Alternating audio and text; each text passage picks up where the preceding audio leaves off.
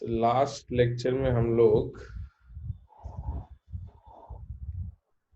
कहाँ तक पहुंच गए थे? एटॉमिक रेडियस पढ़ रहे थे हम लोग, और मैंने कुछ ट्रेंड्स आपको बता दिए थे और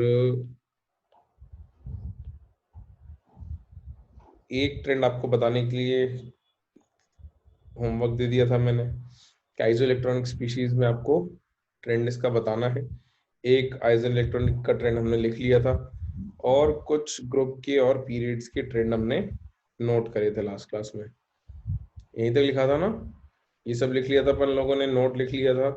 और आइसो इलेक्ट्रॉनिक में आपको एक ट्रेंड लिखने के लिए मैंने दे दिया था, राइट? तो यहीं से स्टार्ट करें डिस्कशन से ही क्लास। आ जाओ, लेट्स बिगिन।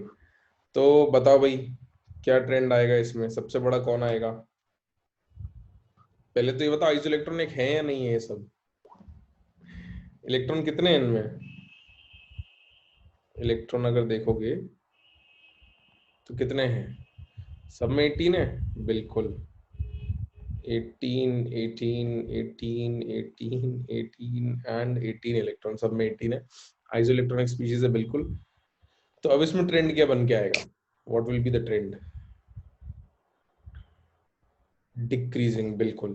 तो P3 negative is the largest, और जैसे आप लेफ्ट टू राइट इस सीक्वेंस में जाते जाओगे तो साइज छोटा होता चला जाएगा, बिल्कुल बिल्कुल। स्कैंडियम +3 इज द स्मॉलेस्ट, ठीक है। Sc+3 is the smallest scandium. यहां तक लिखा था सब लोगों ने? तो अब हम कुछ और पॉइंट्स लिख लेते हैं, फिर मैं कुछ और सवाल पूछ लूंगा। फिर साइजेस को एंड करने से पहले हम लोग थोड़ा सा लेंथनाइट कॉन्ट्रैक्शन और एक्टिनेट कॉन्ट्रैक्शन के बारे में बात करेंगे कि उसका साइज पे क्या इफेक्ट आता है। तो नोट में बच्चों और एक पॉइंट लिखना है अपने को। तो क्वेश्चन के बाद या तो फिर से नोट लिखना चाहो तो आप नोट लिख सकते हो, या पिछले नोट में एक ही बुलेट पॉइंट लिखा था आप लोगों ने, इसी को कंटिन्यू करना है, ठीक है।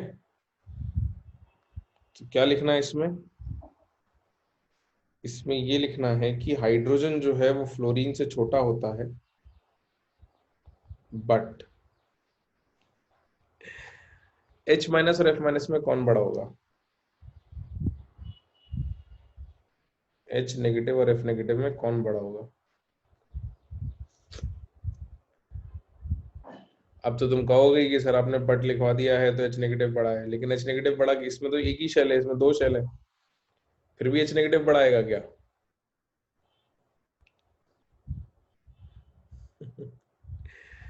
तो इसको नोट में लिख इसलिए रहे क्योंकि ये थोड़ा सा काउंटर इंट्यूटिव होता है। काउंटर इंट्यूटिव मतलब लॉजिकली हमको नहीं लगता कि H- को बड़ा होना चाहिए।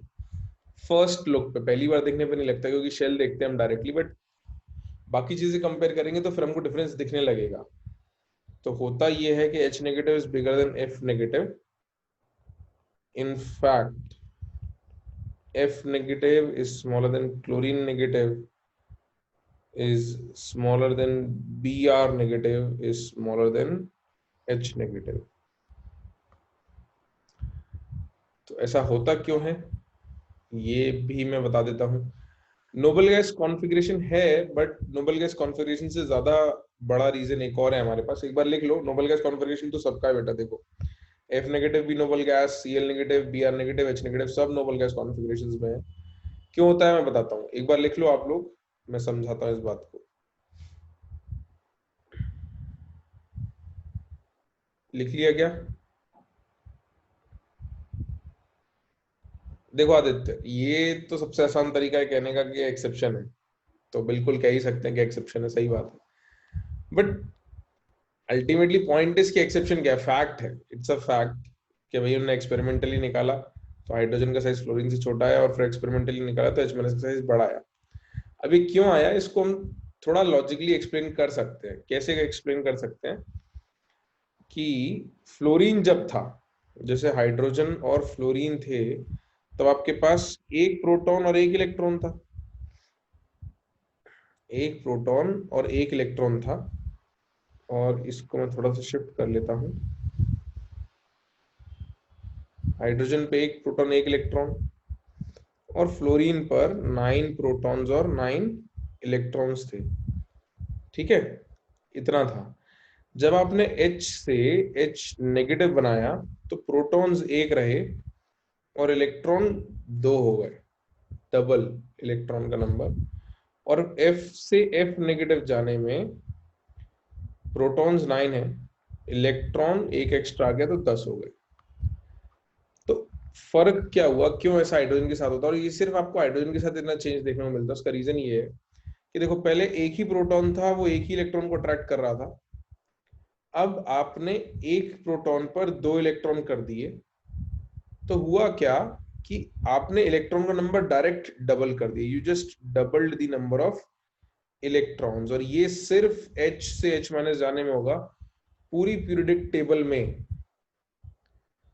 पूरी पीरियोडिक टेबल में किसी भी दूसरे एनायन पर ऐसा नहीं होता कि अट्रैक्शन सीधा हाफ हो जाए। अट्रैक्शन सीधा हाफ हो जाए मतलब बढ़ जाए एकदम आधा। तो फ्लोरीन में क्या हो रहा था, 9 का 9 पे अट्रैक्शन था, वो 9 का 10 पे हो गया। तो ये कह सकते हैं 1:1 की जगह 0.9:1 का रेशो हो गया। ठीक है, तो यहां पर ये क्योंकि इलेक्ट्रॉन सीधे डबल हो गए, इसलिए ये थोड़ा सा साइज में डिफरेंस ज्यादा आता है। ठीक है, तो अल्टीमेटली ये फैक्ट तो आपको याद ही रखना है। This is what you need to remember. But इसको हम थोड़ा लॉजिकली ऐसे समझा सकते हैं, इस तरीके से कि भाई पहले एक प्रोटॉन पे 1 इलेक्ट्रॉन था।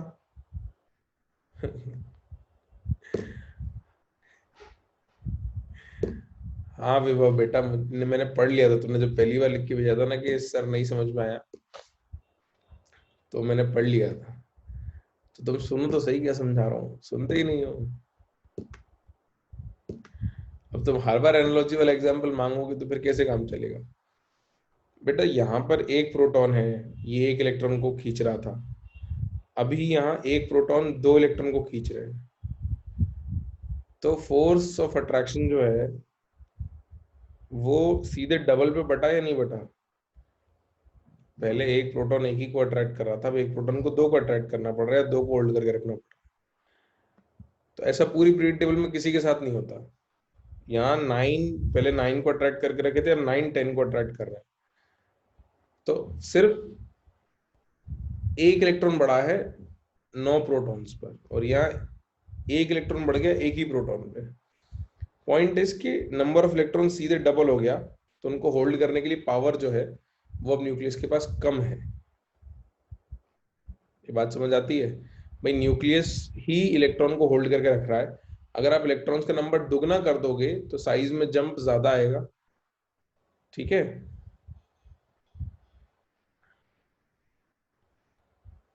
अमन बेटा क्या उल्टा लिख दिया? कुछ तो उल्टा नहीं लिखा, सब तो सही लिखा है। सब कुछ तो सही लिखा है।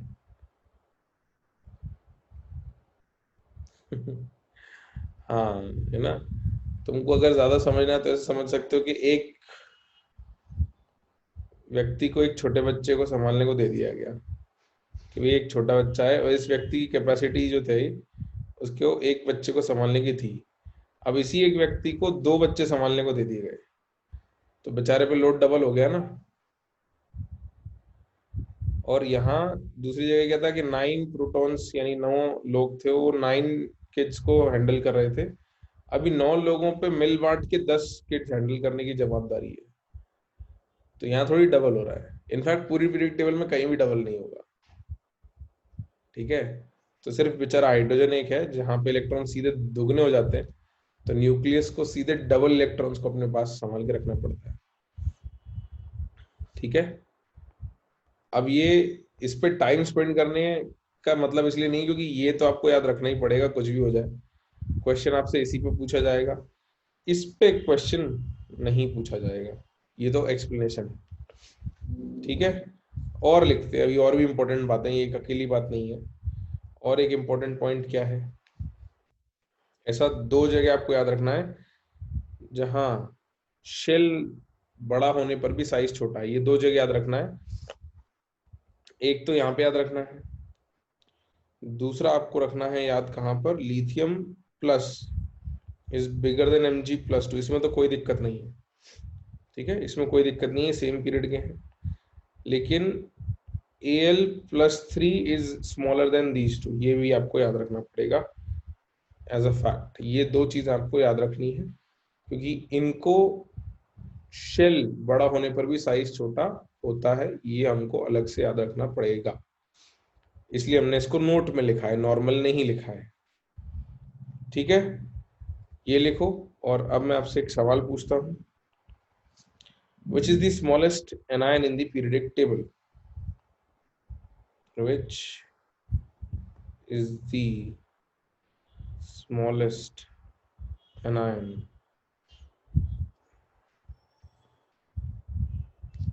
in the periodic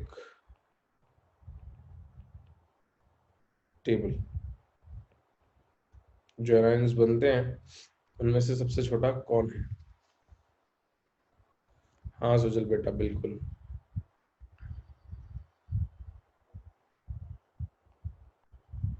तो आंसर विल बी, क्या लिख दूं यहाँ पे? F-, बिल्कुल। F negative is the smallest anion in the periodic table।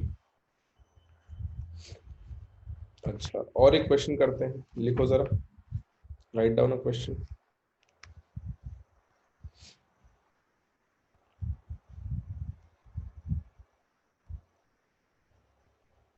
Arrange the following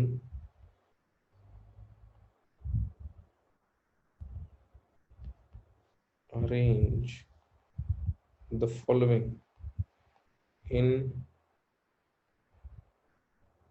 increasing order of their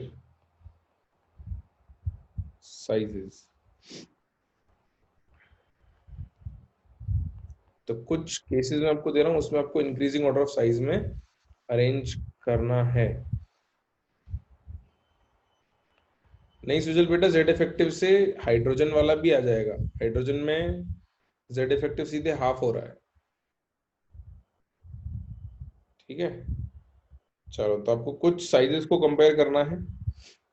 पहला कंपैरिजन, ऑक्सीजन, सल्फर, फ्लोरीन और क्लोरीन।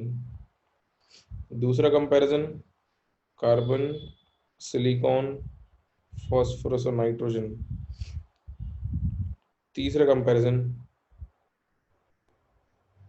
बेरिलियम, मैग्नीशियम, एल्यूमिनियम और बोरॉन। इनको कंपेयर करना है आपको, you have to compare these.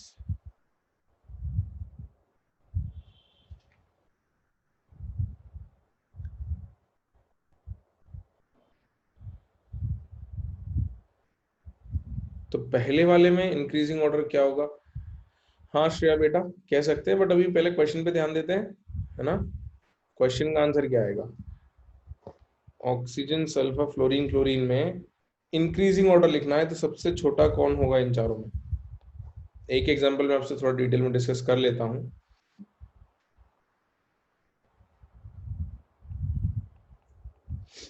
फिर मैं आपसे डायरेक्ट आंसर पूछूंगा। तो मुझे ये बताओ कि इन चारों में सबसे छोटा कौन है?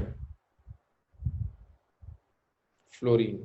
तो जनरली जैसे अगर कंफ्यूजन हो तो कैसे लिख लिया करो, जैसा इनका अरेंजमेंट है, तो ऑक्सीजन के नीचे सल्फर आता है, फ्लोरीन के नीचे क्लोरीन आता है, और आपने ये ट्रेंड पढ़ा हुआ है कि पीरियड में लेफ्ट राइट जाते हैं तो साइज छोटा होता है, तो oxygen is bigger than fluorine and sulphur is bigger than chlorine, ये आपको पता है ना? हाँ या ना? बिल्कुल। और क्या पता है, डाउन द ग्रुप आते हैं तो साइज बढ़ता है या कम होता है? इंक्रीज होता है। Very good, very good. तो सल्फर का साइज ऑक्सीजन से बड़ा होगा, क्लोरीन का साइज फ्लोरीन से बड़ा होगा। तो अब इसके बाद हम ऑर्डर देख सकते हैं। अब भाई इसमें स्मॉलेस्ट कौन आ रहा है? ये तो सबसे छोटा आ गया, दिस इज स्मॉलेस्ट, और ये क्या सबसे बड़ा आ गया, तो दिस इज लार्जेस्ट। तो अब हम नेट ऑर्डर लिख सकते हैं, है ना। सबसे छोटा फ्लोरीन, फिर उससे बड़ा कौन? ऑक्सीजन, उससे बड़ा क्लोरीन, और सबसे बड़ा sulphur. Very good, this is your answer. अब इसी तरीके से ये तो पहले का आंसर आया, सेकंड का आंसर आप लोग मुझे बताओगे डायरेक्ट, हम लोग डायरेक्ट आंसर लिखेंगे सेकंड के लिए। क्या आंसर आता है? Nitrogen, carbon, phosphorus, silicon. सही बात है, नाइट्रोजन सबसे छोटा, कार्बन उससे बड़ा, फास्फोरस और सिलिकॉन। गुड। लास्ट वाले के लिए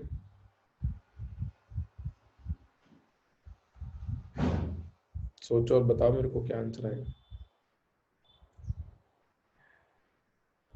क्या बात है, लास्ट वाले में टाइम लग रहा है लोगों को।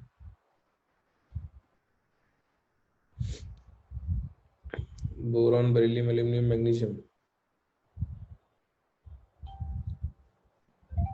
चलो, अब काफी लोगों के आंसर आना शुरू हो गए। सही बात है, बोरॉन सबसे छोटा है, सेकंड पीरियड में राइट में है। बेरिलियम उससे बड़ा है क्योंकि उसके पहले आता है left hand side. Down the group aluminium और magnesium. This will be the order. Same इसी तरीके से हो जाएगा बच्चों, इस तरीके से लिखोगे तो आपको मिल जाएगा इसका आंसर भी।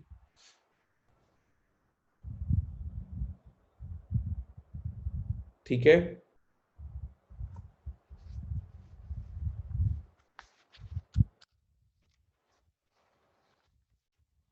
अब हमको थोड़ा सा लेंथ रेट कॉन्ट्रैक्शन की बात करनी पड़ेगी कि भाई लेंथ रेट कॉन्ट्रैक्शन क्या होता है और ट्रांजिशन कॉन्ट्रैक्शन क्या होता है ना। तो let's write a few things. यहां तक लिख लिया सबने?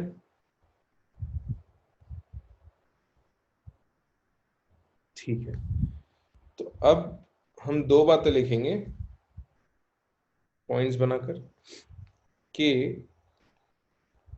Due to poor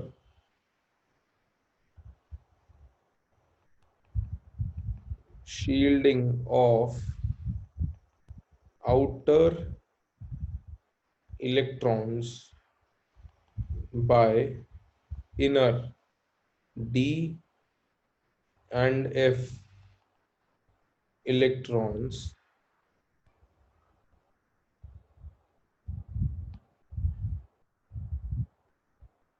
there is a significant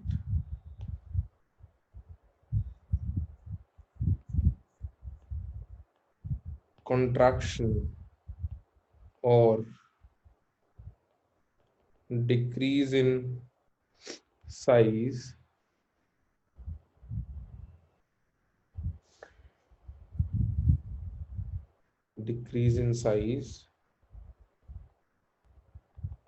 on moving left to right in D and F block, full stop। और उसके नेक्स्ट लाइन में the decrease in size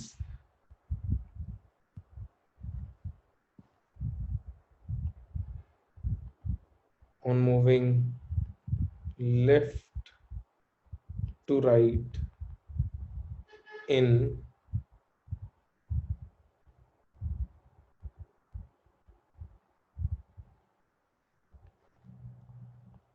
sixth period 4f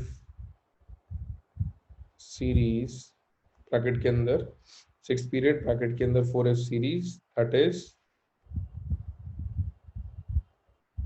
lengthenoids is termed as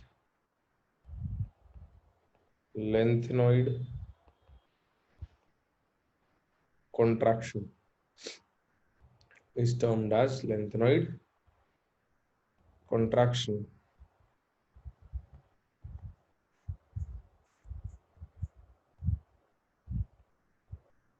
next line में similar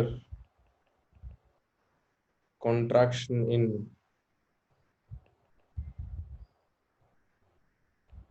7th period in bracket 5F series is called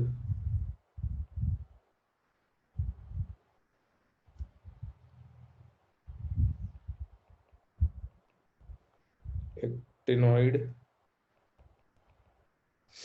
contraction। अब ये लिखो, अब इस सब का मतलब क्या है, इसके इफेक्ट्स क्या है, मैं समझाता हूँ। इस सब का मतलब क्या है, इसके इफेक्ट्स क्या है, सब मैं समझाता हूँ। राज बेटा, ऑक्सीजन क्लोरीन में बड़ा कौन कैसे होगा? ये तो बहुत सिंपल है ना, ऑक्सीजन सेकंड पीरियड का है, क्लोरीन थर्ड पीरियड का है, तो क्लोरीन बड़ा है। भाई इंडिविजुअल पीरियड्स में ट्रेंड देख लिए, और पीरियड जो नीचे हैं वो बड़े होते हैं, तो फ्लोरीन छोटा, ऑक्सीजन उससे बड़ा, फिर क्लोरीन और सल्फर।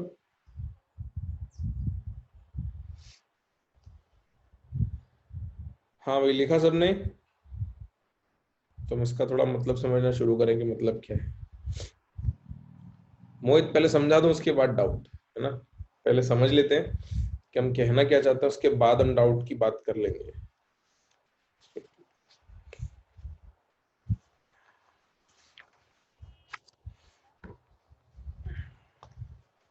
लिख लिया सबने? तो मैं समझाना शुरू करूं, जल्दी बताओ।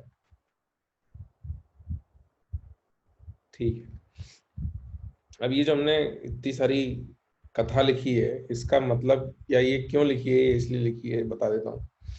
देखो, पीरियडिक टेबल में पीरियड नंबर 4, 5 और 6, ये तो पीरियड नंबर है, और ये 3D सीरीज, 4D सीरीज और 5D सीरीज है। तब इसमें होता क्या है, अगर आपको पीरियड टेबल थोड़ा याद हो, चलो मैं खोल भी देता हूँ आप लोगों के लिए। यहाँ पर 3D, 4D और 5D ये सीरीज है। अब आपने ये पढ़ा है कि डाउन द ग्रुप जाते वक्त साइज बढ़ेगा, तो स्कैंडियम का साइज यूट्रियम से छोटा होना चाहिए, यूट्रियम का लैंथरम से होना चाहिए, हाँ या ना? होना चाहिए, नहीं होना चाहिए? एक ही का जवाब आया अभी तक, रिया बेटा का बस। हाँ, होना चाहिए, ठीक है। अब यहाँ भी वही ट्रेंड था भाई, डाउन द ग्रुप आते वक्त साइज बढ़ रहा है, यहाँ भी वही ट्रेंड है, डाउन द ग्रुप आते वक्त साइज बढ़ रहा है। टाइटेनियम से जिरकोनियम में साइज बढ़ता है, बट जिरकोनियम से ऑफ्नियम में नहीं बढ़ता। This is almost equal. तो अब ये ऐसा क्यों हो रहा है, ये हमको समझाना था, है ना? अब सब लोग इसको ध्यान से सुन लो, मैं दोबारा पीरियडिक टेबल ओपन करके ये चीज नहीं समझाऊंगा, क्योंकि हम बार बार पीरियडिक टेबल में वापस नहीं आ सकते ना। सुनो कि ऐसा क्यों हो रहा है, कि यहाँ से लैंथनम का तो साइज बड़ा आ रहा है, बट जिरकोनियम का साइज हॉफनियम से छोटा नहीं आ रहा है। Lanthanum is bigger and hafnium is almost of the same size. क्यों हो रहा है? वो इसलिए कि यट्रियम से जिरकोनियम डायरेक्ट जाते हैं, यहाँ शेल नंबर बढ़ गया होता है, स्कैंडियम से यट्रियम आ गया, शेल नंबर बड़ा आ गया, टाइटेनियम से जिरकोनियम आ गया, शेल नंबर बड़ा आ गया, यहाँ शेल नंबर 3 था आउटर मोस्ट, इन दोनों पे शेल नंबर 4 आ गया आउटर मोस्ट।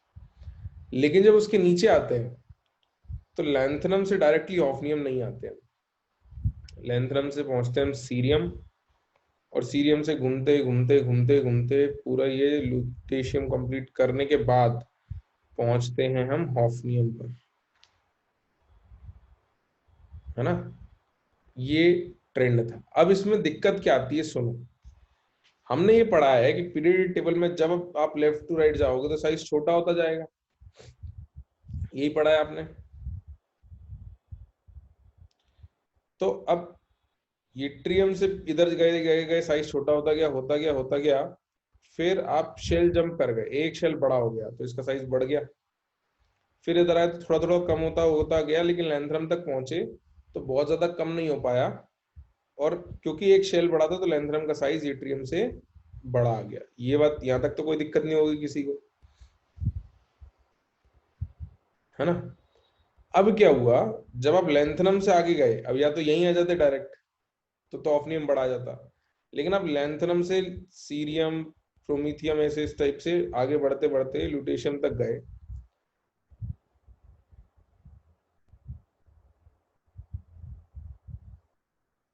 और मोहित कह रहा है कि उसको समझ में नहीं आया।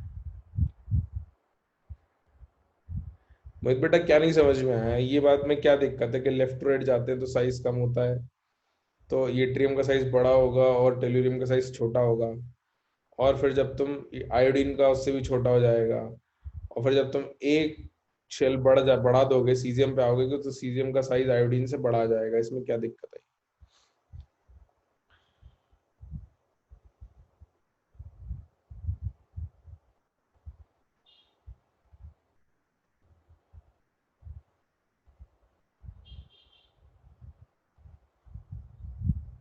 अरे तो बेटा मोहित, मेरे को लेंथराइट सीरीज समझाने तो तुझे, अभी समझाया कहाँ है मैंने?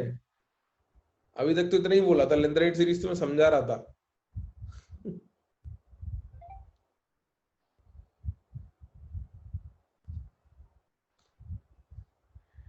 तो मैं बस ये कह रहा था कि भाई अब यहाँ से चले, सीजियम से बड़ा साइज था, इधर आओगे छोटा होगा, लेंथरम तक थोड़ा छोटा होगा।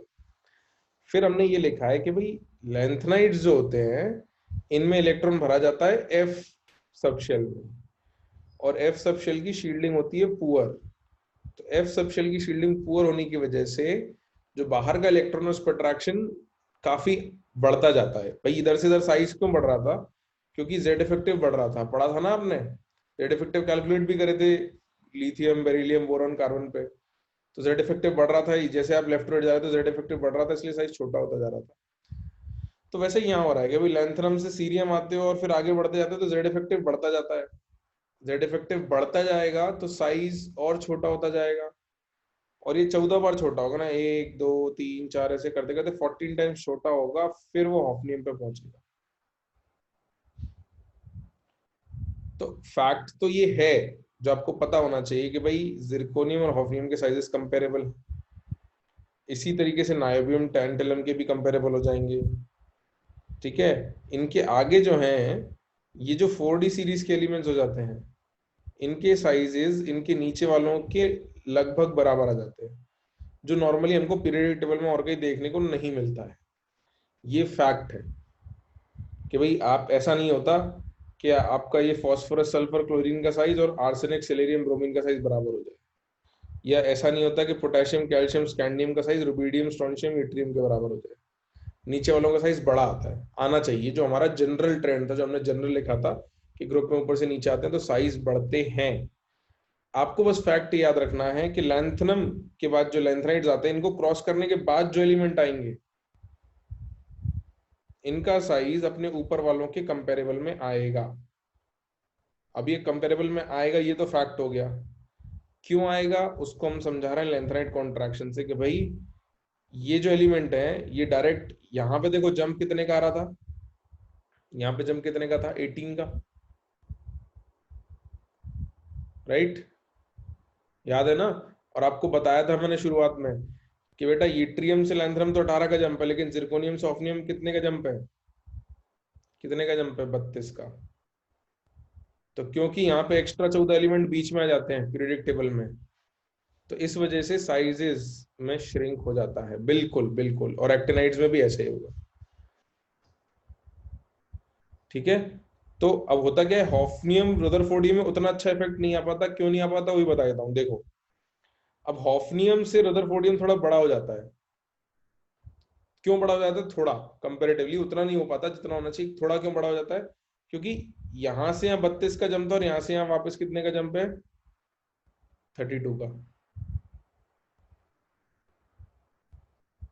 ये बात समझ में आ रही है कि भाई इसका भी साइज छोटा हो गया, इसका भी साइज छोटा हो गया। अब अगर दोनों के साइजेस छोटे हो गए जितने होने चाहिए थे उससे, तो साइजेस में डिफरेंस तो रहेगा ना थोड़ा। फिर यहाँ पे डिफरेंस कम क्यों आ रहा है? क्योंकि इसका साइज नहीं श्रिंक हुआ, ये तो एक ही जंप करके आया है, लेकिन इसका साइज श्रिंक हो गया क्योंकि ये 14 एलिमेंट के बाद आया है। तो इसको हम लेंथराइट कॉन्ट्रैक्शन कहते हैं। इसको हम कई जगह यूज करेंगे। कुल मिला के इतनी सी बात आपको याद रखनी है कि अगर ये वर्ड कहीं यूज हो रहा है, लेंथराइट कॉन्ट्रैक्शन, अगर ये वर्ड कहीं यूज हो रहा है लेंथराइट कॉन्ट्रैक्शन, इसका मतलब क्या है कि लेंथराइट सीरीज खत्म होने के बाद ये जो एलिमेंट्स हैं इनके जो साइजेस हैं ये जितने होने चाहिए थे उससे थोड़े से ज्यादा छोटे आते हैं। ये लेंथराइट कॉन्ट्रैक्शन का मतलब है। This is what you need to remember.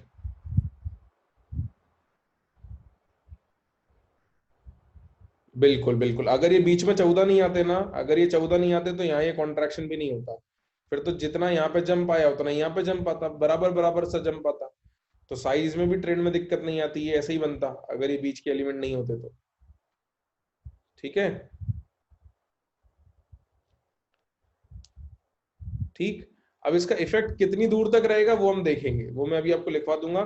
क्या होगा कि जैसे जैसे दूर जाते जाओगे साइजेस के डिफरेंस थोड़े थोड़े बढ़ते जाएंगे, क्योंकि सबसे ज्यादा इफेक्ट सबसे पास में होता है, जितना दूर जाते जाते हैं लेंथराइट का इफेक्ट उतना कम होता जाता है। एंड आते आते ये इफेक्ट ऑलमोस्ट जीरो हो जाएगा। तो लेंथराइट का इफेक्ट सबसे ज्यादा लेंथराइट सीरीज के बाद वाले एलिमेंट्स पे होगा, और जब आगे चले जाएंगे तो इसका इफेक्ट कम होता चला जाएगा। ठीक है, और अभी ये बहुत जगह रिपीट होगा तो हम इसको थोड़ा थोड़ा और डिस्कस कर लेंगे। Okay, so let's get back to our point, जहां पे हमको ये पॉइंट लिखना था। तो यहां तक हमने लिखा था और हमने कहा था कि भाई 4D 5D सीरीज के साइज कंपेरेबल हो जाएंगे। इसको हम कुछ इस तरीके से लिखेंगे कि भाई स्कैंडियम यूट्रियम लैंथनम में तो दिक्कत नहीं आती क्योंकि इनमें कोई कॉन्ट्रैक्शन नहीं लगा होता।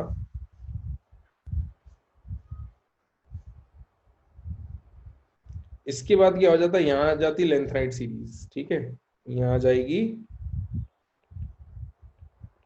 लेंथनाइड सीरीज, तो इसको हम लिख देते हैं लेंथनाइड कॉन्ट्रैक्शन हो जाता है। लेंथनाइड्स के 14 एलिमेंट आते हैं तो उनमें सब में साइज छोटा होता चला जाता है। तो इसके बाद जो एलिमेंट अपने को रखने हैं, जैसे टाइटेनियम हो गया, जिरकोनियम हो गया और हॉफनियम हो गया। तो टाइटेनियम जिरकोनियम से छोटा है लेकिन जिरकोनियम और हॉफनियम कंपेरेबल हैं। Zirconium and hafnium are comparable. इसके आगे का एलिमेंट्स पर भी ये इफेक्ट आएगा, जैसे वेनेडियम, नायोबियम और टैंटलम अगर है तो वेनेडियम से नायोबियम तो बड़ा है लेकिन नायोबियम और टेंटलम के साइजेस कंपेरेबल है। तो ये इफेक्ट्स आते हैं, ये कहां तक जाते हैं, कॉपर तक ये इफेक्ट्स जाते हैं। These effects generally go up to copper. Copper के नीचे सिल्वर और सिल्वर के नीचे गोल्ड। तो कॉपर सिल्वर से छोटा है और सिल्वर और गोल्ड कंपेरेबल साइजेस के होते हैं।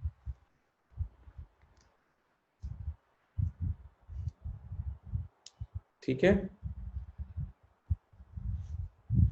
गिरजा बेटा जेड इफेक्टिव बढ़ता जाता है ना, अपन ने पढ़ा था जेड इफेक्टिव, याद है? सब भूल गए, कुछ रिवाइज नहीं किया अपन ने? लिखो लिखो। हाँ आदित्य बेटा, कि पी ब्लॉक के एंड में लेंथराइड का इफेक्ट लगभग जीरो हो जाएगा, बिल्कुल। और ये लेंथराइड कॉन्ट्रैक्शन के बहुत जगह इफेक्ट्स पड़ेंगे। अभी अपन आयनाइजेशन एनर्जी पे आएंगे तो वहां देखेंगे कि वहां पे भी दिक्कत आती है।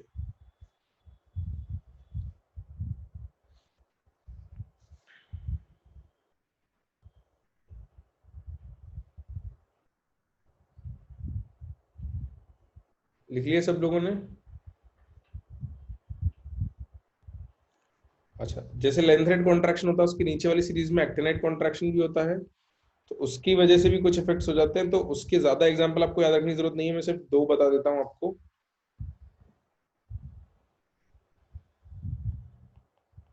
Also due to actinoid contraction cesium is comparable to francium और barium is comparable to radium. नहीं, ये भी एक सेकंड एक सेकंड एक सेकंड एक सेकंड बच्चों, एक सेकंड। इसको एक्टिनॉइड में मत लिखो, इसको तुम लेंथरॉइड में ही लिखो। ये भी लेंथरॉइड में ही आएगा, due to lanthanoid contraction. Due to lanthanoid contraction, क्योंकि ये तुम्हारा पीरियड नंबर 6 और 7 के बीच में है। So this is due to length-hand contraction.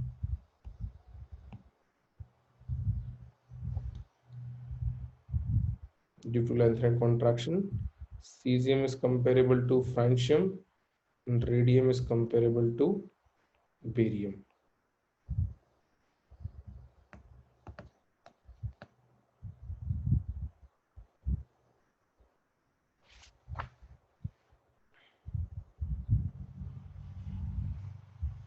लिख लिया सबने?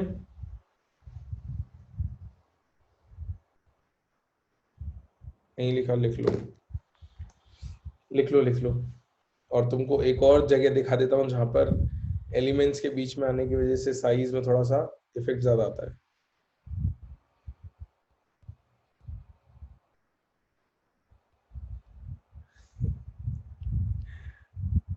प्रेशर बेटा, हमने ये नहीं कहा कि कॉपर पे एग्जैक्ट 0 हो गया है, कॉपर के बाद उसका इफेक्ट कम होने लग जाता है, ये हमने कहा है।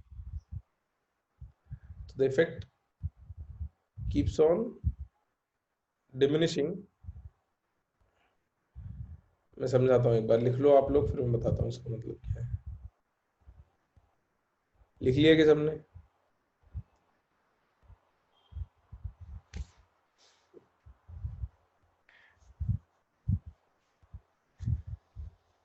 तो एग्जैक्ट सेम नहीं लिखेंगे बच्चों। एक तो देखो ये सिंबल सिमिलर का होता है, इसका मतलब ज्यादा कुछ चेंज नहीं आएगा। एग्जैक्ट सेम नहीं होते रेडियसेस, बट डिफरेंसेस बहुत ही कम हो जाते हैं, 1 या 2 पिकोमीटर के डिफरेंसेस रह जाते हैं।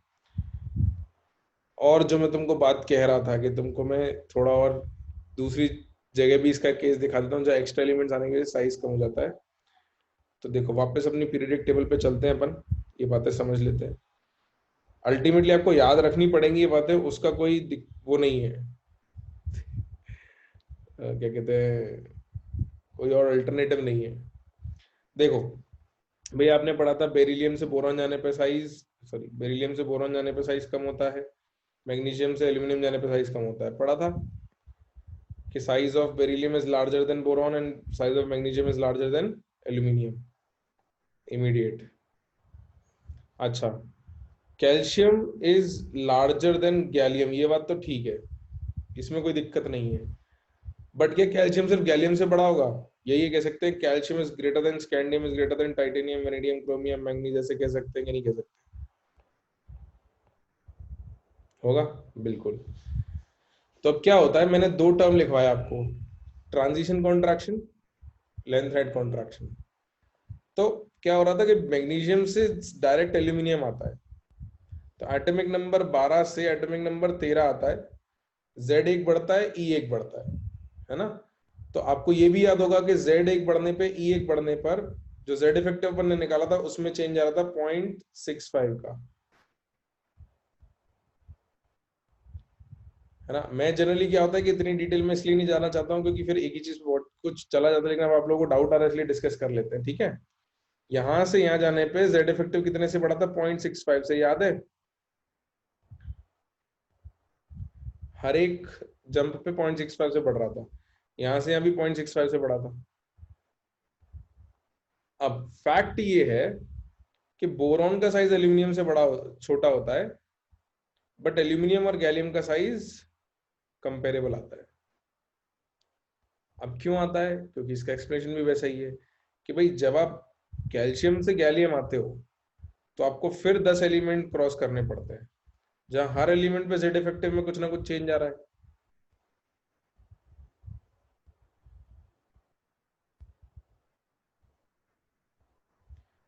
देखो दिक्कत क्या आएगी कि डी ब्लॉक और एफ ब्लॉक के जेड इफेक्टिव कैलकुलेट करना मुश्किल है, तो हम जेड इफेक्टिव कैलकुलेट करेंगे ही नहीं। अल्टीमेटली क्या होगा कि अगर आप परफेक्ट जेड इफेक्टिव कैलकुलेट करो तो आपको आंसर मिल जाएंगे, but Z effective D block और एफ ब्लॉक के कैलकुलेट करना मुश्किल काम होता है, हम हर एक को कैलकुलेट नहीं कर पाते। तो आपको सिर्फ ये कुछ केसेस याद रखने हैं, उससे आपका काम आसान हो जाएगा, और एग्जामिनेशन हॉल में अपने पास टाइम भी नहीं होगा जेड इफेक्टिव कैलकुलेट करने का, ठीक है? तो अब क्या होगा कि कैल्शियम से गैलियम जाने के लिए आपको ये 10 एलिमेंट को क्रॉस करना पड़ेगा, जहां पर साइज फिर डिक्रीज होता है। तो स्कैंडियम से जिंक पहुंचते पहुंचते साइज में डिक्रीज ज्यादा हो जाता है, इसीलिए एल्यूमिनियम और गैलियम के जो साइजेस हैं वो कंपेरेबल हो जाते हैं। अब ये वैसी बात हो गई कि भाई एक्स्ट्रा एलिमेंट बीच में आएंगे तो साइज में श्रिंकेज आएगा, वैसा जैसा यहाँ पे हो रहा है कि भाई ये एक्स्ट्रा एलिमेंट बीच में आए थे इसलिए यहाँ साइज में श्रिंक आ रहा था। ठीक है,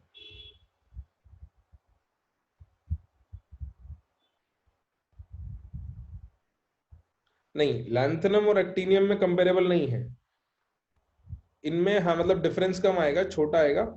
लैंथनम और एक्टिनियम में डिफरेंस कम आएगा, बट यहाँ पे थोड़ा अपन कह सकते हैं कि साइज बड़ा होता है।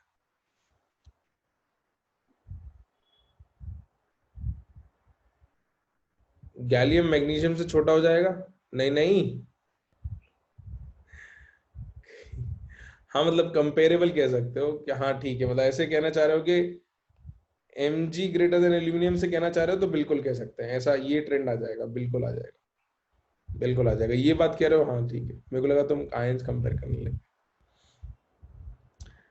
तो ये बातें मैं इसलिए कम डिस्कस करता हूँ क्योंकि जितनी मैं डिस्कस करता जाऊंगा तुम उतना कंफ्यूज होते, सब लोग नहीं बट कुछ लोग कंफ्यूज होते जाओगे, क्योंकि बहुत ज्यादा समझना पड़ता है कि भाई ऐसा क्यों हो रहा है। तो अल्टीमेटली आपको लिखना क्या है मैं बता देता हूँ कि एक लाइन लिखनी है बस कि due to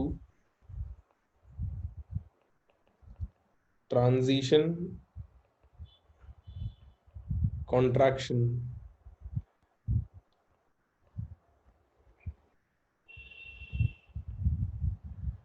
size of aluminium is comparable to gallium.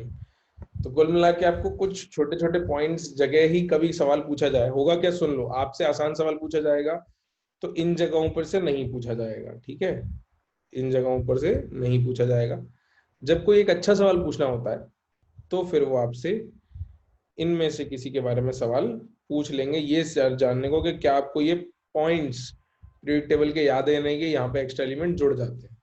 तो एक्स्ट्रा एलिमेंट जुड़ जाएंगे तो साइजेस में दिक्कत आएगी, ये आपको याद रखना है, इतनी सिंपल सी बात। नहीं प्रेशा बेटा, ये जो एक्सेप्शन है इनको हटा दो तो बाकी जगह अप्लाई हो ही जाते हैं ट्रेंड्स, है ना। तो डी और एफ ब्लॉक में काफी दिक्कत आती है क्योंकि डी और एफ ब्लॉक के जेड इफेक्टिव इतने अच्छे ट्रेंड शो नहीं करते। तो डी और एफ ब्लॉक के जेड इफेक्टिव में काफी दिक्कतें आती हैं क्योंकि उनके कॉन्फ़िगरेशन भी एकदम सही से नहीं चलते, वहां एक्सेप्शन आ जाते हैं, वहां के जेड इफेक्टिव में दिक्कत आ जाती है। तो ये एक्स्ट्रा पॉइंट्स हैं, इनको अपने को थोड़ा सा याद रखना पड़ेगा, लेकिन यही याद रखना है ना, कोई फॉर्मूला याद रखने के लिए तो है नहीं, there is no formula to remember here. लिख लिया क्या सबने? तो अगर लिख लिया हो तो मैं एक आखिरी साइज का ट्रेंड और लिखवा दूं, जो सिर्फ इसलिए है कि कभी आपसे इनके बारे में पूछ लिया जाए तो आप यहां से देख के बता सकते हो, बाकी नॉर्मली क्वेश्चन आपसे नहीं पूछा जाएगा इतनी खतरनाक एक्सेप्शन से, ठीक है। लिख लो एक जगह और, sorry, D block in bracket transition contraction.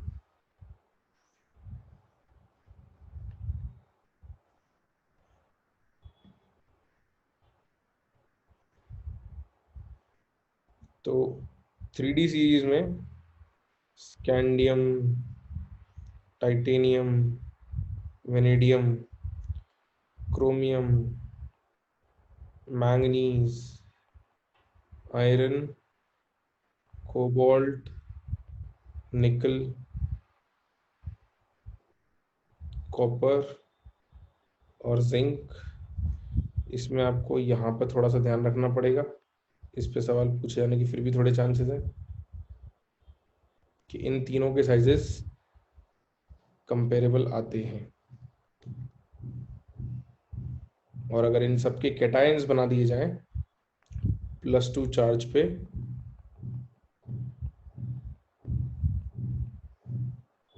तो साइज का ऑर्डर काफी सिंप्लीफाई हो जाता है।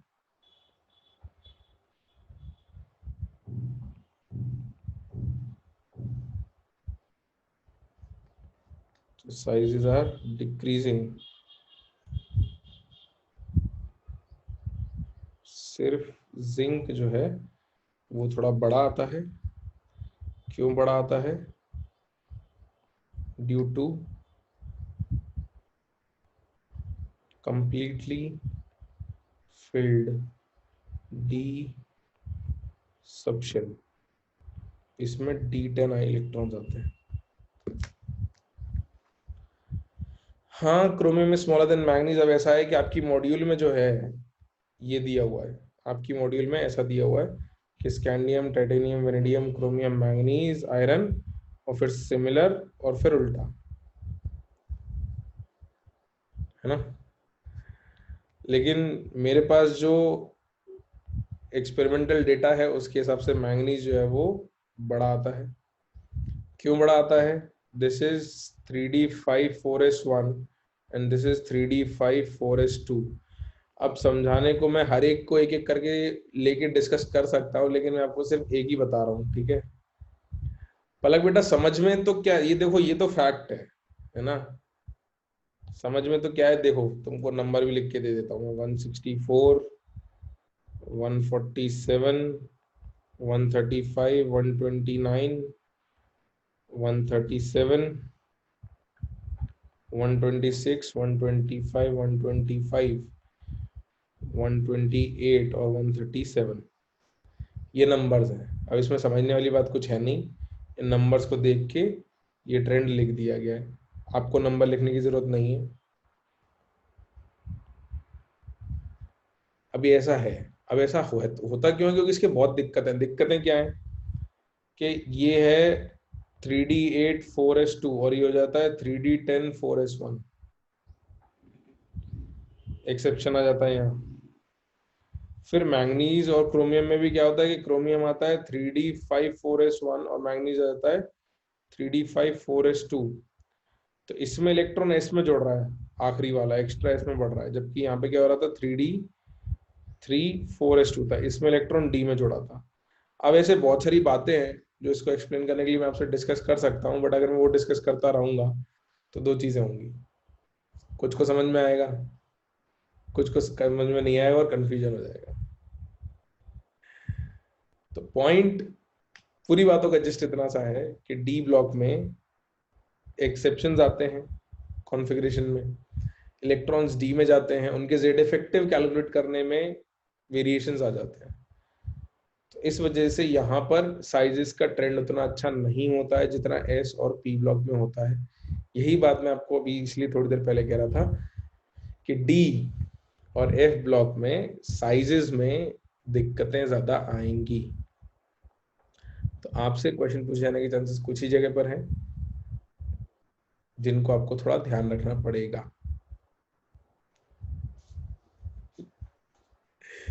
है ना। तो जस्ट नीड टू रिमेम्बर, और ये सब बातें अपन ने एंड में इसलिए लिखी हैं क्योंकि इन पर सवाल नहीं आया तो सीधे सीधे रूल से काम हो जाता है। इन पर सवाल आया, डी एफ ब्लॉक पे सवाल आया, तो आपको थोड़ा याद रखना पड़ेगा कि भाई यहाँ पे कुछ कुछ दिक्कतें थी, वो उसके हिसाब से अपने को सोच के जवाब देना है। अगर डी एफ में से नहीं आ रहा है, एस या पी में से आ रहा है, तो कोई दिक्कत ही नहीं है, सीधे सीधे रूल के हिसाब से जवाब दे दो। हाँ बेटा 125 और 125 यही है।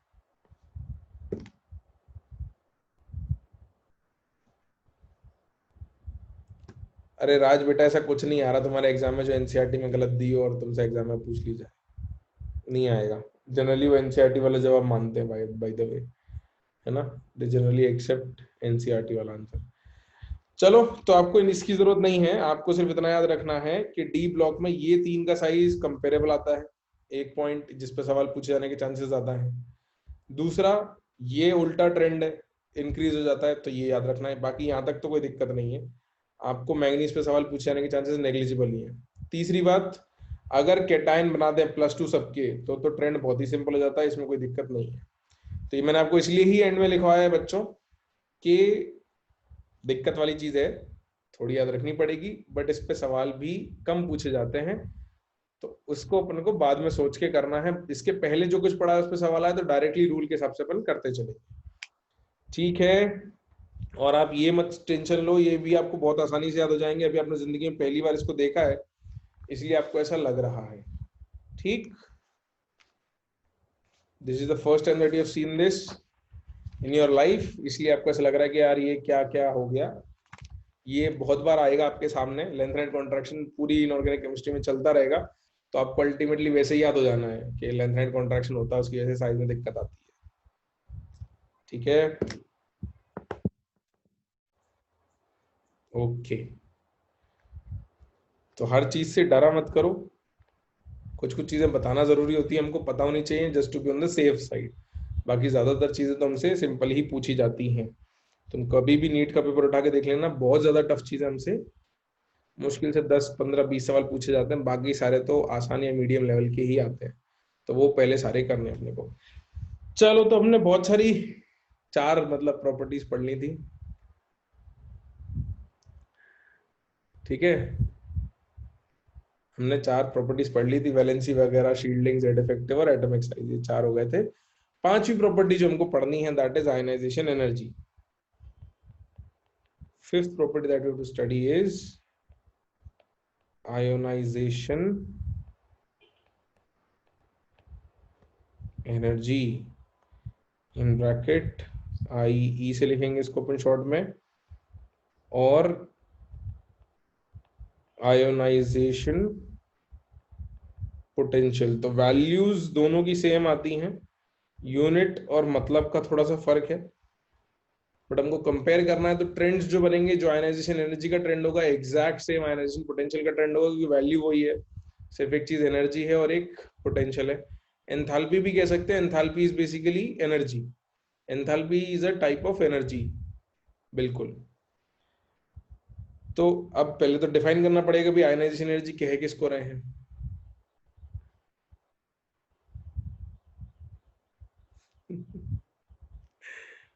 अरे सुजल, अच्छा यहां तक लिख लो भाई, पहले यहां तक लिख लिया सबने।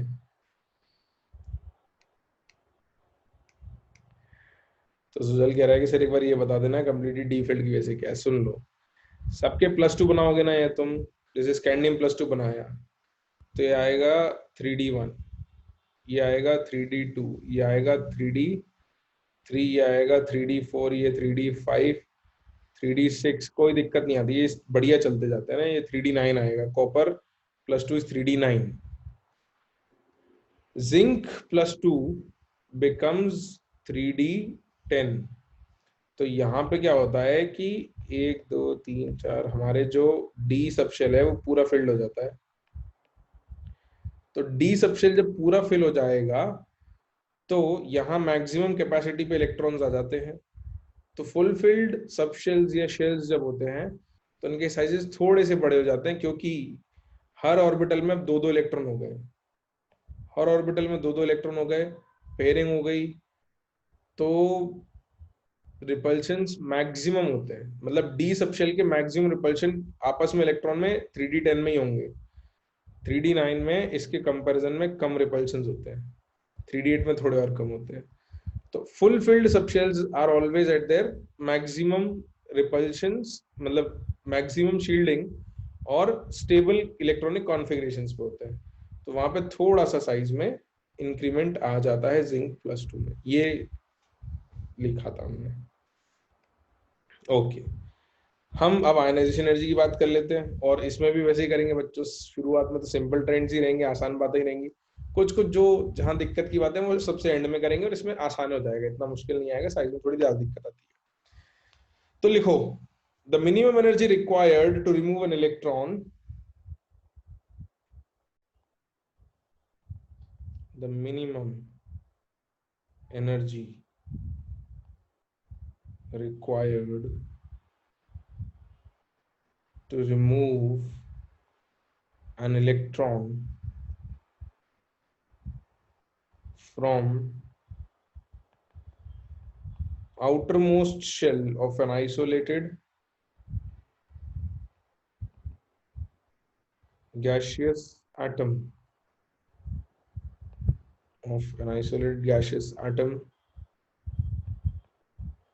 in its ground state,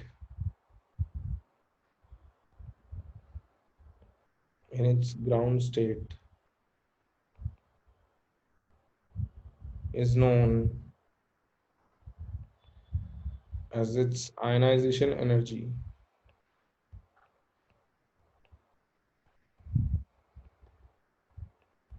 Is known as its ionization energy. Stop. It is always an endothermic process. Endothermic process का मतलब पता है?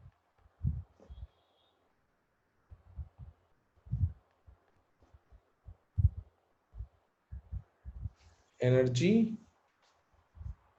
इसको चाहिए होती है, रिक्वायर्स एनर्जी, बिल्कुल रिक्वायर्स एनर्जी, बिल्कुल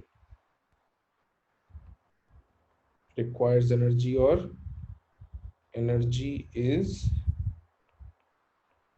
एब्सॉर्ब, ठीक है. It is always an endothermic process for a neutral atom,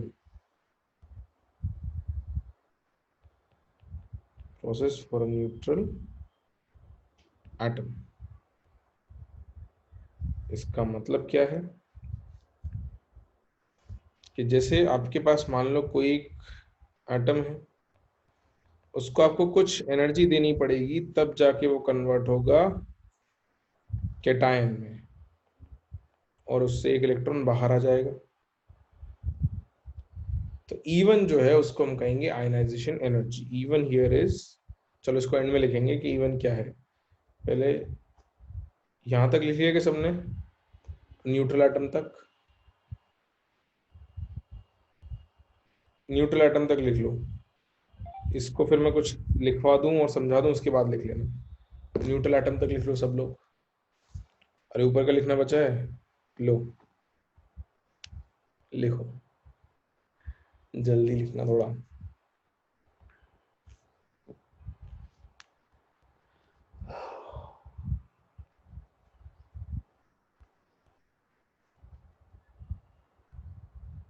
हाँ राघवेंद्र, बिल्कुल जो अपन ने बात करी थी ना, electrons move from their ground state to n equal to infinity कह सकते हैं, बिल्कुल. यानी एटम से दूर लेगा इलेक्ट्रॉन को, तो एटम से दूर ले जाने के लिए एनर्जी खर्च करनी पड़ती है. हाँ भी लिख लिया सबने?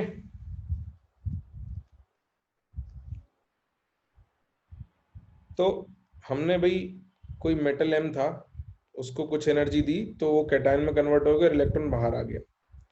अब ये जो M प्लस है, ये सिंगल पॉजिटिव चार्ज वाला कैटायन है, इसको कुछ और एनर्जी अगर दे दें तो ये +2 में भी कन्वर्ट हो सकता है, और इलेक्ट्रॉन इससे बाहर दूसरा निकल जाएगा. जैसा होता भी है, जैसे सोडियम सिर्फ +1 बनाता है, मैग्नीशियम +2 तक भी जाता है, और अगर एल्यूमिनियम हुआ तो उसका +2 और थोड़ी एनर्जी लेकर किस में कन्वर्ट हो जाएगा, +3 में. तो it will get converted to +3. और ऐसे हम आगे और भी इलेक्ट्रॉन्स निकाल सकते हैं एनर्जी देकर. This can be done further. अब इसमें हमको क्या समझना है वो ये कि E1 को हम कहेंगे, E1 is known as ionisation energy of M, जो भी एलिमेंट है M उसकी. E2 जो है इसको हम ionisation energy of M plus कह सकते हैं, क्योंकि M प्लस में से एनर्जी इलेक्ट्रॉन निकालने के लिए जो एनर्जी लगती है वो E2 है, तो उसको ionisation energy of M plus कह सकते हैं. या फिर सुन लो बच्चों, उसके बाद लिख लेना. और what we can say is कि आयनाइजेशन एनर्जी 1, अगर पहला इलेक्ट्रॉन निकालने की जो एनर्जी होती है M से, उसको हम आयनाइजेशन एनर्जी 1 ऑफ M कहते हैं.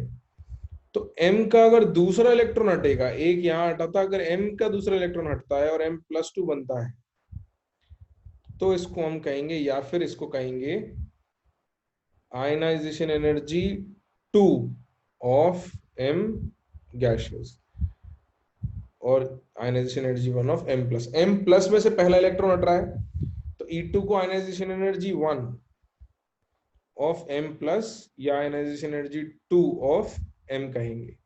m का दूसरा इलेक्ट्रॉन m प्लस का पहला इलेक्ट्रॉन। तो इसी लॉजिक से E3 जो है इसको क्या क्या कहा जा सकता है, IE1 आयनाइजेशन एनर्जी 1 ऑफ किसकी होगी आयनाइजेशन एनर्जी 1, पहला इलेक्ट्रॉन किस में से निकल रहा है M+2 में से, बिल्कुल ऑफ M+2 गैशियस, या फिर आयनाइजेशन एनर्जी 2 ऑफ किसका दूसरा इलेक्ट्रॉन हो सकता है, ये M+ का, बिल्कुल M+ का दूसरा, या फिर आयनाइजेशन एनर्जी 3 ऑफ किसका M का। तो जनरली होगा क्या, जनरली यही यूज होंगे, ठीक है, the most commonly use terms will be these, but हमको पता होना चाहिए कि आई कैटाइंस की भी आयनाइजेशन एनर्जी 1-2 कही जा सकती है। तो जनरली m के टर्म्स में लिखेंगे कि m का पहला, m का दूसरा और m का तीसरा इलेक्ट्रॉन निकालने की एनर्जी, बट M+ और M+2 के टर्म्स में भी लिखा जा सकता है। ऑलराइट, अब लिख लो इसको, और फिर मैं तुमसे एक छोटा सा सवाल भी पूछ लेता हूँ। हाँ, ये तो मेरा सवाल है प्रेशा बेटा, मैं पूछूंगा, अभी रुक जाओ, this is something which I want to ask, ये तो मुझे पूछना है तुम लोगों से।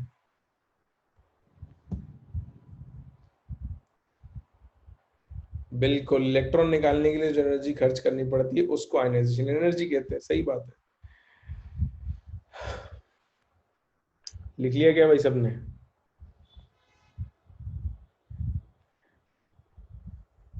लिख लो लिख लो, आई एम वेटिंग।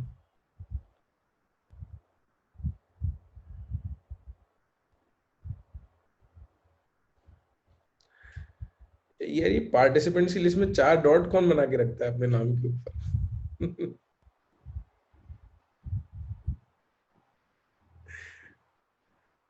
तो someone in participants is 4 dots और उसका मैसेज भी कभी नहीं आता है। विभव बेटा, बोर वाली टेक्निक से तो सिर्फ किसके लिए निकलेगा, सिर्फ आयनाइजेशन एनर्जी 1 ही निकल पाएगी, क्योंकि वो तो सिर्फ सिंगल इलेक्ट्रॉन स्पीशीज के लिए वैलिड है ना, या तो हाइड्रोजन या He+ या He2 Li2+ या बेरिलियम 3+ इसके लिए।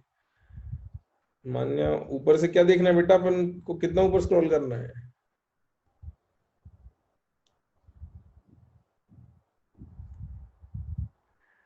हाँ भाई, लिख लिया, मैं सवाल पूछ लूं? अब तो 2 मिनट से ऊपर दे दिया आपको लिखने के लिए।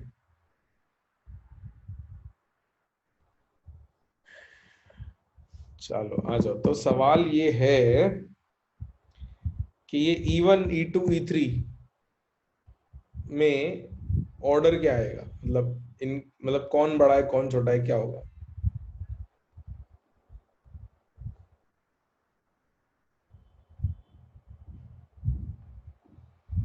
इस कॉल्ड के बाद का टर्म रह गया था, जल्दी से देख लो। E1 सबसे बड़ा आएगा, E3 सबसे बड़ा आएगा,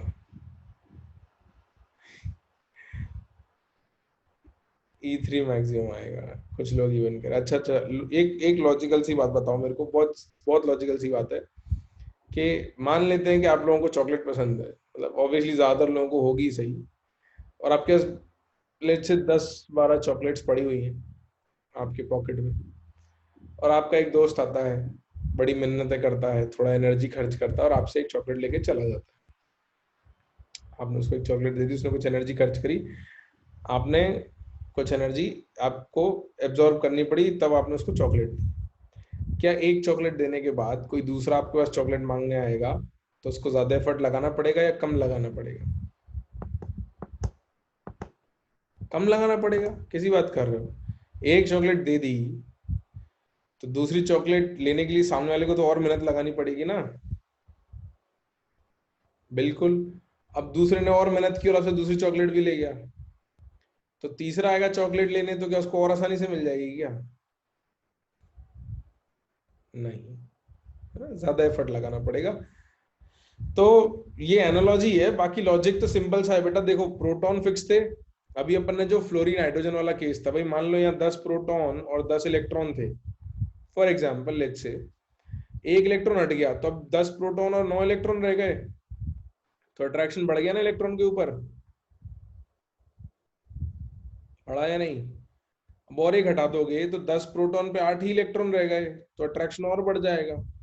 तो जितना अट्रैक्शन बढ़ता जाएगा इलेक्ट्रॉन को निकालने के लिए उतनी एनर्जी खर्च करनी पड़ेगी कि नहीं करनी पड़ेगी? बिल्कुल करनी ही पड़ेगी। तो ये स्टेटमेंट मैं अभी बता दे रहा हूं, और मैं बताने के बाद भी बोल रहा हूं कि लोग फिर भी गड़बड़ करेंगे, बट मैं फिर भी पहले बता रहा हूं, सुन लो। और इसके बाद भी गड़बड़ करोगे तब मैं तुम्हें याद दिलाऊंगा कि देखो मैं तुम्हें ऐसा कहा था। क्या गड़बड़ करेंगे लोग? लोग ये गड़बड़ करेंगे कि सर अगर किसी का कॉन्फ़िगरेशन जैसे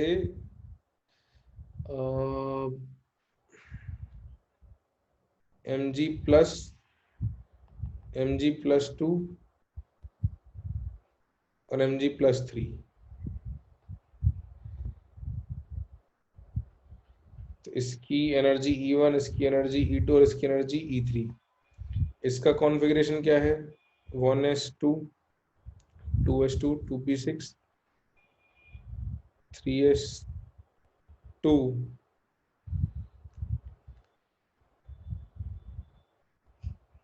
सॉरी 3s1 आएगा, है ना?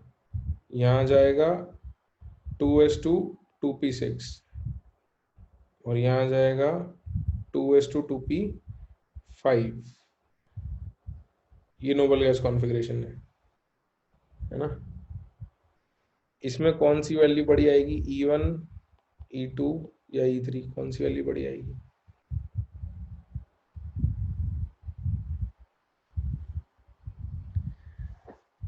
तो ये हमेशा याद रखना, हमेशा। अब यहाँ इससे कोई लेना देना नहीं है। अगर एक ही एलिमेंट है और पॉजिटिव चार्ज बढ़ाते जा रहे हो, इलेक्ट्रॉन हटाते जा रहे हो, तो एनर्जी हमेशा बढ़ेगी। अगर Mg+4 बना दोगे तो उसकी आयनाइजेशन एनर्जी और भी ज्यादा आएगी हमेशा। ठीक है? कॉन्फ़िगरेशन का रोल तब आता है जब सक्सेसिव आयनाइजेशन एनर्जी नहीं होती है। ठीक है? तो आपको नोट में क्या लिखना है यहाँ पे मैं बता देता रहा हूँ। नोट या डायरेक्टली लिख सकते हो कि IE1 is less than IE2 is less than IE3 is less than, ऐसे चलता जाएगा ये, और ये हमेशा है, यहाँ कॉन्फ़िगरेशन से कोई लेना देना नहीं है। तो देखो बेटा, डिफिकल्ट होना चाहिए, बट डिफिकल्ट काम से भी ज्यादा डिफिकल्ट हो गया ना। एक काम करो, लिख लो, मैं बता देता हूँ। इसको लिख लो, मैं समझा देता हूँ वही वाली बात। सक्सेसिव आयनाइजेशन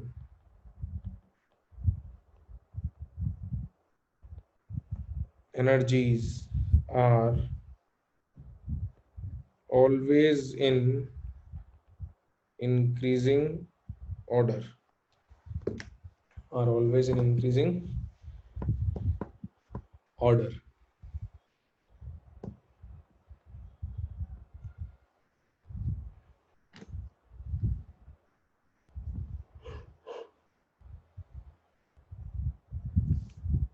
बिल्कुल जयराज, सही बात है। जितने इलेक्ट्रॉन निकालते जाओगे उतनी एनर्जी बढ़ती जाएगी अगले इलेक्ट्रॉन को निकालने के लिए।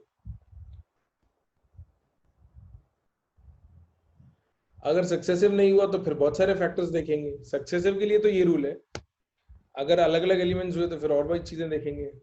वो सब अभी लिखवाऊंगा मैं कि भाई किस किस फैक्टर पर डिपेंड करेगी, कैसे कैसे डिपेंड करेगी। तो जैसे प्रेशा का डाउट था कि सर Mg+2 जो है वो 2s2 2p6 noble gas configuration है, और Mg+3 जो था तो 2s2 और 2p5 था जो नोबल गैस कॉन्फ़िगरेशन नहीं था। अरे विभाव, नॉन सक्सेसिव पे पहुंचेंगे ना, अभी पहले सक्सेसिव तो समझ लो। ऑर्डर तो यही आएगा। अब इसमें डाउट ये आ रहा है कि सर ये तो स्टेबल है। बेटा सही बात है, स्टेबल है, लेकिन जब तुमने स्टेबल से भी एक इलेक्ट्रॉन हटा दिया तो क्या वो अगला इलेक्ट्रॉन फिर और आसानी से दे देगा क्या? भाई ये कह सकते हैं कि जंप जो आएगा, जंप की बात हम कर सकते हैं कि Mg+ था, ये 2s2 2p6 और 3s1 था, तो जंप की बात क्या हो जाएगी, मान लो इसको निकालने के लिए एनर्जी 100 लग रही थी, इसको निकालने के लिए 200 लग रही थी। अब 200 के बाद तीसरा निकालने के लिए जो लग जाएगी वो बहुत ज्यादा लग जाएगी। मतलब पहला इलेक्ट्रॉन निकालने के लिए 100 लगी, दूसरा इलेक्ट्रॉन निकालने के लिए 200 लगी, तीसरा इलेक्ट्रॉन निकालने के लिए आपको मान लो 1000 लग गई। तो मैं इनको एक एक शिफ्ट कर दूं क्योंकि आप लोग इसको उल्टा ना समझ लो। ये ऐसा है, मतलब IE1 की बात चल रही है, ये IE1 है, ये IE2 है, ये IE3 है। पहला इलेक्ट्रॉन Mg से निकलेगा, दूसरा Mg प्लस से, तीसरा Mg+2 से। अब अगले वाले की एनर्जी जो है वो जंप भले ही ज्यादा ना हो, 1200 ही हो, लेकिन होगी तो इससे ज्यादा ही ना। ये बात समझ में आती है? इसमें दिक्कत नहीं होनी चाहिए कि भाई दो हटने के बाद तीसरा हटाने के लिए एनर्जी बहुत ज्यादा लग रही है, लेकिन उसके बाद और हटाएंगे तो और ज्यादा लगेगी, उससे कम थोड़ी लगेगी। भाई पहले ही वो नहीं देना चाह रहा था इलेक्ट्रॉन, उससे आपने छीन लिया है, अब उसके बाद और छीनोगे तो और ज्यादा एनर्जी खर्च करनी पड़ेगी। बिल्कुल, तो जेड इफेक्टिव बढ़ता जाता है, जेड इफेक्टिव बढ़ता जाएगा तो एनर्जी बढ़ती जाएगी।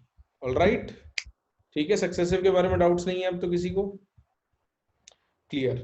तो यही मैं कह रहा था कि इस पे गलतियां मत करना। जंप बढ़ेगा, जंप को तो हम आगे यूज भी करेंगे, इससे हम सीखेंगे भी कि भाई आयनाइजेशन एनर्जी का ट्रेंड देख के, ये वैल्यू देख के हम बता भी पाएंगे कि किसी एलिमेंट के आउटर मोस्ट शेल में कितने इलेक्ट्रॉन है। ये करेंगे भी हम। डिफरेंस तो वेरिएबल आएगा बेटा, डिफरेंस सेम थोड़ी रहेगा हमेशा। तो ये तो एग्जांपल लिया है मैंने, बट अभी वैल्यूज भी दे दूंगा कभी आगे। चलो, तो अगली हेडिंग नहीं, इसका जो सब हेडिंग आपको लिखनी है वो लिखनी है फैक्टर्स अफेक्टिंग आयनाइजेशन एनर्जी। अरे एग्जांपल्स की टेंशन मत लो, अभी टॉपिक ही पूरा नहीं हुआ है, अभी तो सिर्फ इंट्रोडक्शन दिया है मैंने। अभी भर भर के एग्जांपल्स कराऊंगा आपको, चिंता मत करो, है ना। बहुत सारे एग्जांपल्स करेंगे, बहुत ट्रेंड लिखेंगे। तो मैं लगा क्या एटॉमिक साइज में तुमको कम चीजें बताई, उल्टा यही लग रहा होगा कि सर क्या क्या बताते जा रहे हो। हाँ, बताओ बताओ।